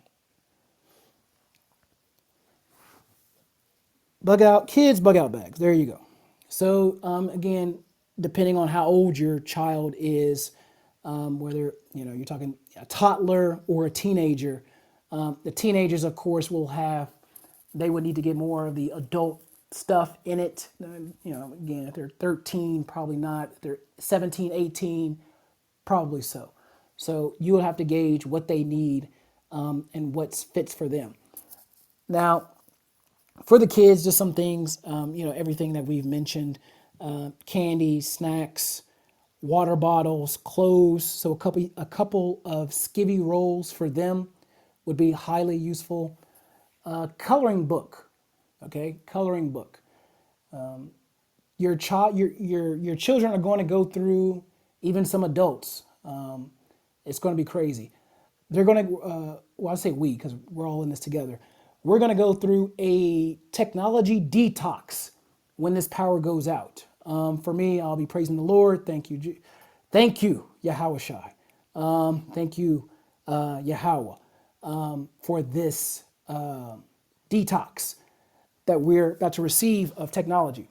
But for some people, it's going to be very painful, especially these children who are used to TikTok and Instagram and all this other stuff, all these other websites, video games, things like that. It's going to be very painful. Now, eventually, they're going to wean themselves off to where they're not worried about it. But in the beginning, it's going to be very, very, very painful. So in your child's bug out bag, because again, the bug out bag is long term and you're going to have to leave your house, you want to insert some coloring books and some crayons. Your children are going to need things to do. To sit there and tell them to be quiet and have faith and don't make a sound. That's only going to last so long. Especially if you're in an environment where there's really nothing to do. I mean, you're not in a community, no one's watching guard, things like that. There's no daycare, so to speak. You want to make sure they're occupied while, you can do the other things, be alert or, look for food or, hunt or fish or things like that. So, and of course, there's been some times for teaching moments where you can teach them how to do some of these things. But there will be times where they are going to need something to keep them occupied. The coloring book is not a substitute for your teaching or for them to be vigilant, but it is just those opportunities that normally you would give them an iPad and say, be quiet and leave me alone, and they're just looking at all kind of stuff that they shouldn't be looking at. This will be just something to give them some comfort, because yes, you could explain to them what's going on, but they really don't know what's going on. And I'm talking more for like your 5-6-year-olds who are new to this and really don't, yeah, you told us about Jacob's trouble. Yeah, you told us about chariots, but I don't, I don't have my iPad or I don't have my TV. That detox is going to be difficult for a lot of people. Children more so because, they grew up with this technology. So your bug out for kids, just to think about that, it's just something to, have in there if and when you need it. But their bug out bag will be different than a grown man's bug out bag. Just saying. Okay. So the video I posted here will show you how to put that together. For a child, just some things to consider. But that should cover it. It's fairly simple, but and another thing. Sorry, forgot this. Some other miscellaneous items. Your important documents. Some people say put those on a jump drive. You can. Again, I don't know how much useful that would be with no power and all hell's breaking loose. But if you want to make some paper copies, that's useful too. But then again, I don't know. It's just something that you might need. Okay. What else? I think that's it. Yeah. As far as miscellaneous items, that we've covered pretty much everything regarding this topic of building your bug out bag. So hopefully this was helpful. Hopefully it was beneficial. Hopefully you learned something. Hopefully there are no other excuses as to why you don't have a bug out bag. It doesn't have to be the biggest, the baddest, the most expensive. That's not the purpose of this lesson. That's not what you should aim for. You should aim something that is functional and comfortable for you. Emphasis on your bug out bag. Okay. So, with that, I yield. Brothers, is there anything you want to add? Feel free. If there's any questions, raise your hand, or any comments, feel free to raise your hand. If you don't want to, if you don't want to answer the question, you can DM one of us and we'll answer it. We won't reveal your name, things like that. If you're married, just make sure you have your permission from your husband, and we're good to go. So, with that, I yield, brothers. If there's anything you want to add, feel free.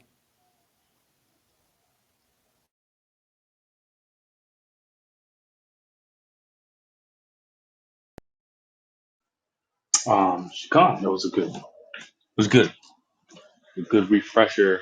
Um, so what I'll say is this, and I've said it before, but I'm going to say it again as I'm about to do what I say. It's important that you can hearing all of this information, taking notes, even those are good things, but that's not even step one. Step one is actually applying everything that you listen to, everything that you learned. A lot of this stuff, especially for the people in this room, you've heard these things before. Um, I think a lot, not all of it is common sense, but the principle is common sense. Being able to prepare, making sure you have a bag, knowing how to pack a bag, knowing how to make sure that the weight is balanced. You can pack a bag, but have you thought, I got to make sure that the weight in this bag is balanced so that I don't injure my back or my hips. I got to make sure that, okay, sure, I bought some boots for hiking just in case we got to get out of here. But what if I only have the one pair that I bought? But during a crisis emergency, those boots are home and I'm at work and there's traffic. All the cars are stopped. I got my go bag, but I'm wearing the Stacy Adams that I took with me to work. So I'm going to hike. I'm going to hump 10 miles home in Stacy Adams. Oh man, I wish I got two pairs. You know, um, getting the packing it, putting the first aid in it, putting all your extra clothes and your dry socks and the first aid kit, your pots and your pans and your extra water, putting it and making sure that you have it readily available. But have you actually trained with it? Have you put it on your back and tightened up the straps? Make sure the straps were rolled back properly, and then hiked for a mile with it, hiked for 2 miles with it, hiked for 5 miles with it, hiked for 10 miles with it, training your body to become accustomed to the weight. You can pack your bag, you can pack your baby's bag, but your baby ain't hiking 10 miles. Your baby ain't hiking 1 mile. Your baby ain't hiking half a mile. You're carrying your baby and the baby stuff. You're carrying. Have you trained doing that? Is your body conditioned for that level of stress for an extended period of time? Let alone your child being accustomed to a different environment where they're going to be uncomfortable. I mean, let alone trying to get your child to go out on a day off of work that's not the Shabbat because you want to make sure that you rested on the Shabbat. So you only have one other day, but that's the day where I got to do stuff that I couldn't do on the Shabbat because the rest of the week I got to work. And you have all these excuses and all these reasons as to why you're not training, why you're not taking the time to train, praying away Jacob's trouble, praying it away from you instead of coping with it and then preparing yourself like the ants. Um, Especially to you brothers, because a lot is going to be on you. You set the tone in our culture on what to do and what not to do. You are the one going to be held responsible the most, right? So if you have children that, your wife brought into this world, you now what are you going to do about them? How much have you trained? How much have you practiced your children and your family, just in case something might happen to you, where they'll be prepared, just in case you're not there to be with them? Those are the things that you have to think about after you listen to the class, after you listen to the man who prepared all of the work, all the information to disseminate it to you in bite-sized, comprehensive, understandable amounts. And you listen to it, and you listen to it again, and you take some notes, and you'll put some things in your Amazon cart or underneath a Amazon wish list before you buy it, and then you bought it, and it's sitting in the house. But has it gone through the test? Have your boots gone through the conditioning? Have your feet and your ankles and your knees and your back gone through the conditioning? A lot of people like to say bodily exercise profiteth little, but it still profits. In comparison to everything else, it don't profit as much, but it's still a profit. Comes to investing into preparing your body. So ask yourself, when was the last time I've trained? And after you give the answer, and it's most likely going to be no, I haven't, then ask yourself, when am I going to make time to train? Then write it down, bring it into the real world. Take it out your mind, out of the imagination, and bring it into the real world. This day, I'm going to set aside to train and to prepare myself as an individual man. And then a week from then, after I've trained and practiced and done the practical application, a week, 2 weeks later, I'm going to train my family on the things that I've learned and see how they do and see how proficient they are the next week or the week after that or a month after that. We go back to it and see, did they retain what we had practiced initially? So you're outside of the precepts, you're outside of understanding, are the Gentiles going to be saved? You're outside of, all those things that we've heard time and time again, right? And you're actually preparing for what we are all talking about, prophesying what's going to come. You got to prepare yourself for the kingdom of heaven. You can't just wait for it and pray for it. You also got to prepare. You also have to do the work. So take that advice. And my wife, she's going to do the Last Sisters on the Go class on Sunday at 4. I believe that's Eastern Standard Time. I believe so. So you sisters, you're going to get a second dose of this, but you're going to get it from the female perspective, which is important. You're going to have a lot of sisters who are going to need help. You're going to have a lot of sisters who are going to need help. Who are going to need to know what they need to prepare for, especially if they have young children, in order for them to prepare for them. And a lot of sisters, I'll say this, not to instill any level of fear, but more to instill a sense of urgency and preparedness, to get your mind calloused, right, and ready and strong and ready to cope, right? If you got kids, it's important for you to take on that responsibility to be able to train your children. I'll be honest, a lot of sisters are very competent in learning and being able to make something comprehensive for young children to be able to digest. They know how to make things fun for children. So they'll be excited about participating and practicing and the opportunity to learn these types of skills. So a lot of things are going to be on you, right? It's going to hurt. It's going to be uncomfortable. Your body will be aching. Some muscles you've never used before because was never required for you to carry 60 pounds on your back for an extended period of time. And it was never required for your children to do so. They never had to do that. And so they're going to be sore. They're probably not going to like it, but it's going to be on you to be able to encourage it and prepare for it.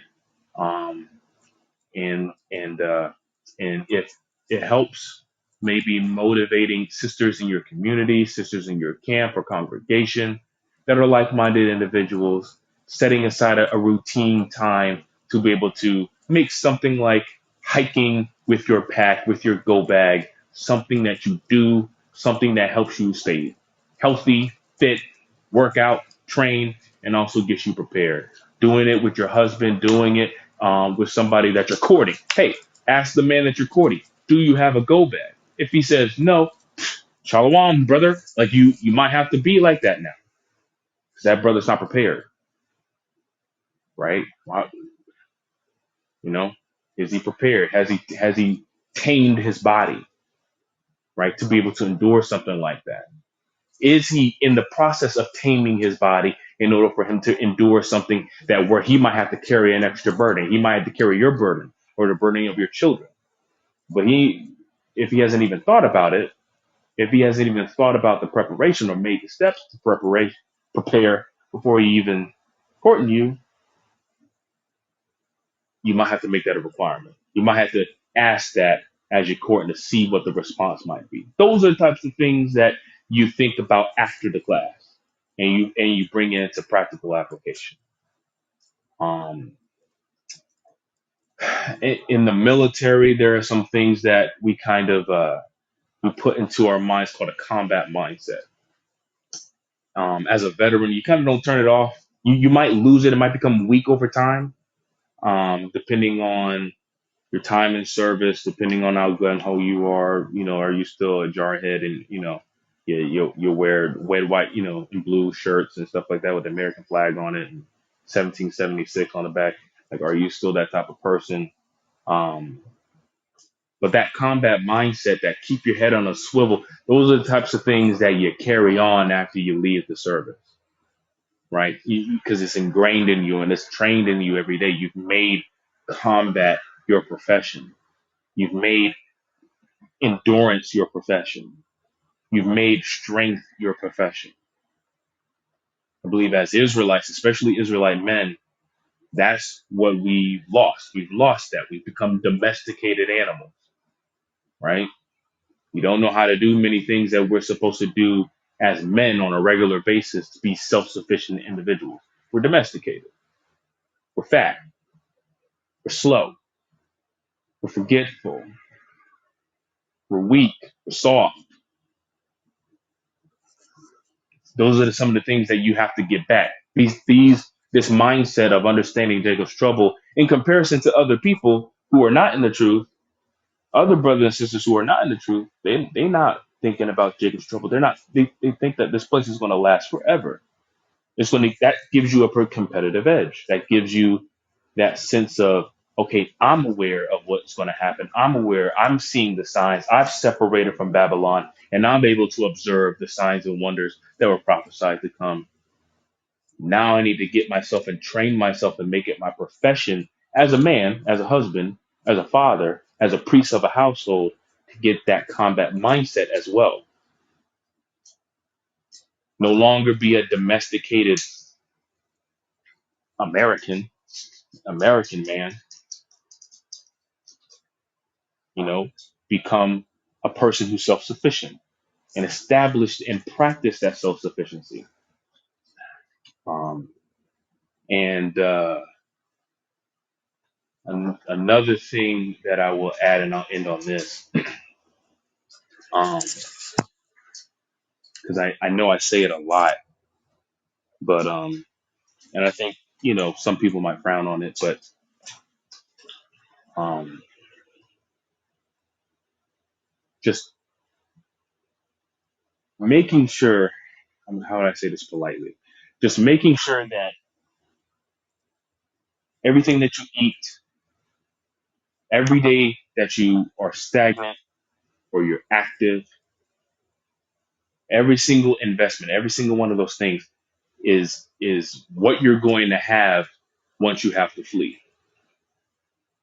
Whatever muscle, whatever respiratory endurance, whatever cardiovascular endurance, um, that's what you're going to have to deal with during Jacob's trouble.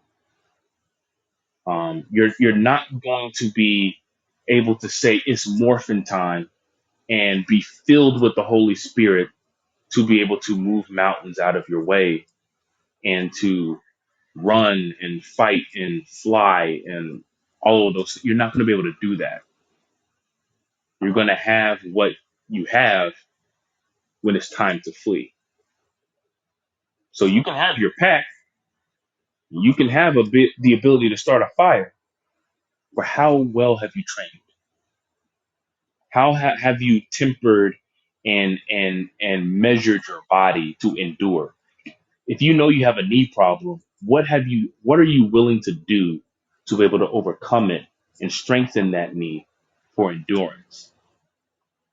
If you know you have a back injury, what are you willing to do to be able to cope with that and then augment your training and augment your body and strengthen your body not only to heal but being able to endure during Jacob's trouble with a back injury? If you need medication, if you uh, need to eat a certain amount because you might be diabetic, there's certain things that you might need to eat. You need insulin, or you know your child might need insulin.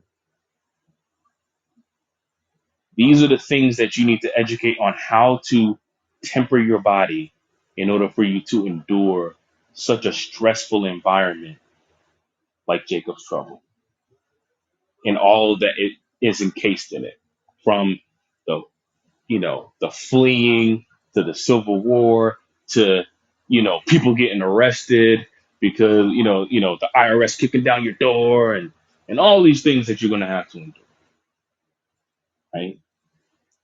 How have you tempered and trained your body? I think that that's also important, um, because whatever you eat, whatever you drink, and however you treat your body or how much you train is what you're going to have when it's time for you to go through that endurance.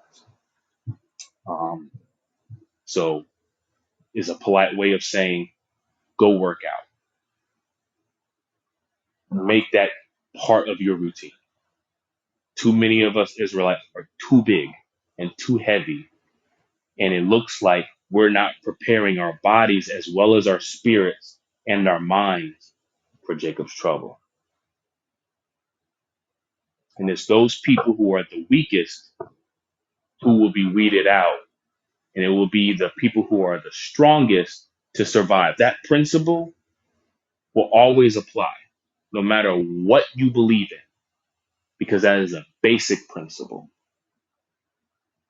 I yield.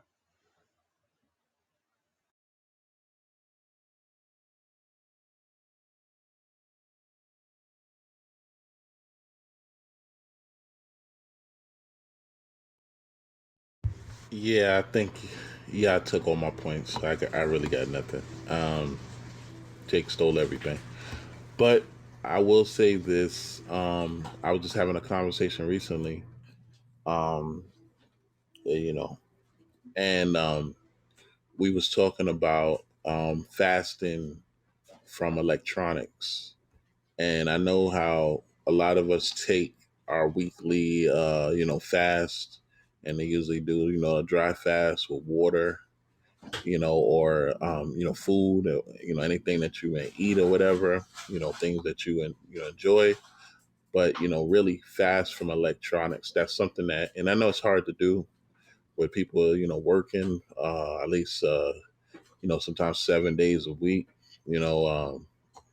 People, have to, they're in captivity, a lot of times. So, um, yeah, when you get, in when you get time, if you can make time, that's something that you should really try to do.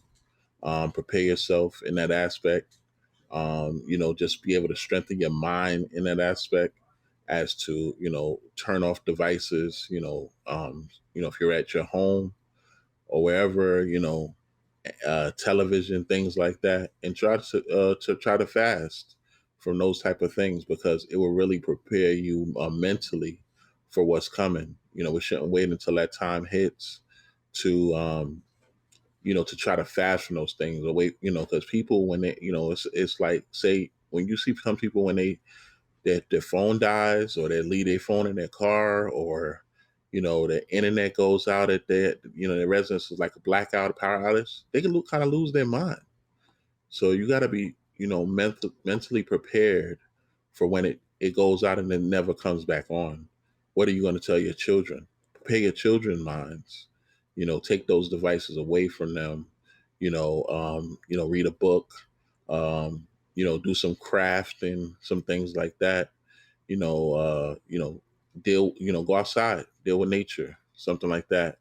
But put these devices down, as a way, you know, to prepare yourself for what is coming, so that you'll be mentally strong and be able to survive, as the brother said, without these items, right? Our people that we come from, that we know, which is our heritage, those people survived without these items, and they survived well. So we should be able to return to that, right? Um, the Bible is a book of laws, established laws, right? As well as wisdom, that was established in the past for us to live presently and prepare for the future, which is prophecy. So we have to do these things. We have to, use that wisdom, use that knowledge to prepare for what is coming in the future. Everything about the Bible, everything that you see, things that Yahweh Shah spoke of in parables, most of them related to coming times. They was related to people in preparation, right? So we have to use that. Victory favors the prepared. So, you know, take take this, and I know this was, like the brother said, it was extensive. This was a lengthy lesson as compared to the others, but use it. You can't prepare in a day when these things are set to happen. It's no preparing at that point. And, just like in the parable of the virgins, you can't take someone else's oil and at that time and put it into your lantern. You got to be prepared. You can't take someone else's bug out bag. You got to, at that time, be an asset to those that are around you, right? You can't be too dependent on everyone else, right? So that's what I really had to add. Uh, Good lesson, King. I hope this time a lot more people take in account of the time that the Most High put the spirit on you to give out, because the brother don't get paid, and he's on a hour ahead time than us. So these lessons are not easy. So I give all praise to the Most High for that. I yield.